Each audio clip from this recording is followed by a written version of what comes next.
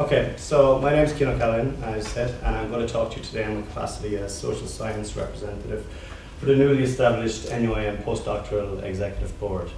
So in contrast to the other talks today, my challenge isn't going to be to condense my really interesting research into 5 short minutes, but to hold your attention for it. Now, I suppose at the core of what I'm going to say is a strategy for early career academics. And you might think, early career academics, postdoctoral executive board, this sounds like the perfect opportunity for a few moments of deep reflection.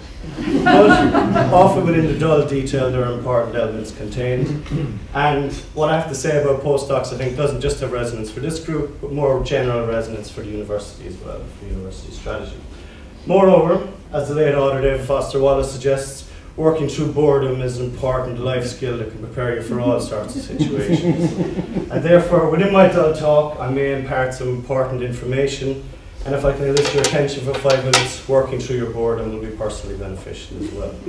So for anyone who's done a PhD, you'll probably be aware of how difficult it tends to be to tell anyone who hasn't done one what exactly your day entails. The question I frequently get was, how many words have you left to write?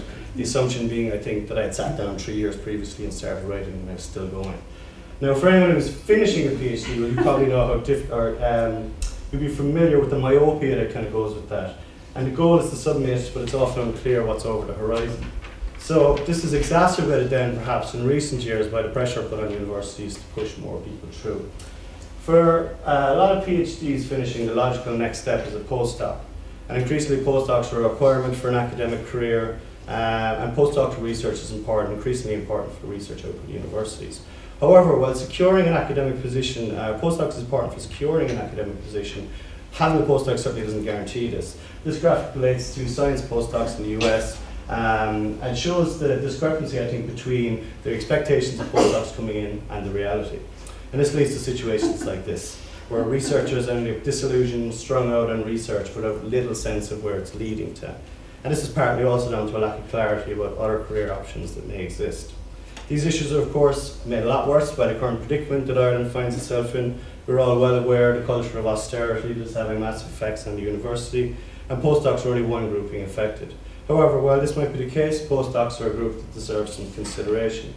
A recent article in the Irish Times suggested that the conditions were now right for Ireland for a mass exodus of graduate researchers, which could have a serious impact on the country's ambitions to develop a knowledge economy, and obviously a serious impact on the future of the university and the future kind of scholars that's bringing through. So, in recognition of all this, NUIM decided to establish the Postdoctoral Executive Board. Despite the rather formal title, the purpose was simple: to provide a mechanism through which within the university through which postdocs could voice their concerns.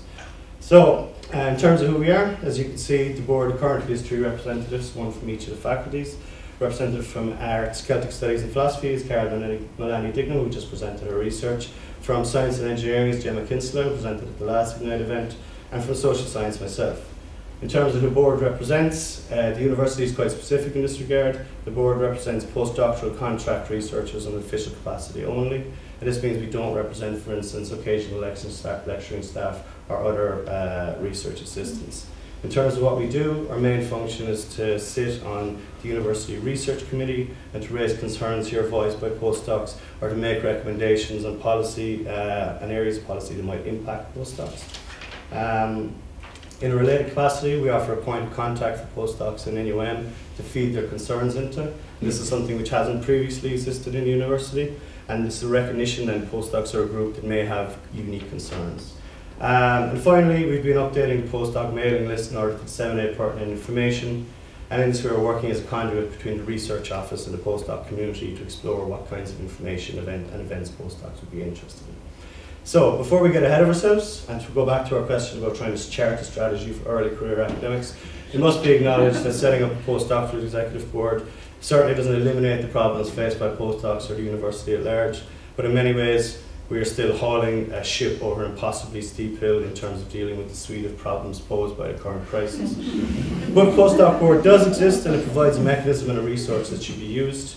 So if there are postdocs in your own department who are maybe alone and frightened and worried about where their next meal is going to come from, try to think of them in terms of the university's overall strategy for early career academics. Take some time to listen to their concerns and point them in our direction. Thank you.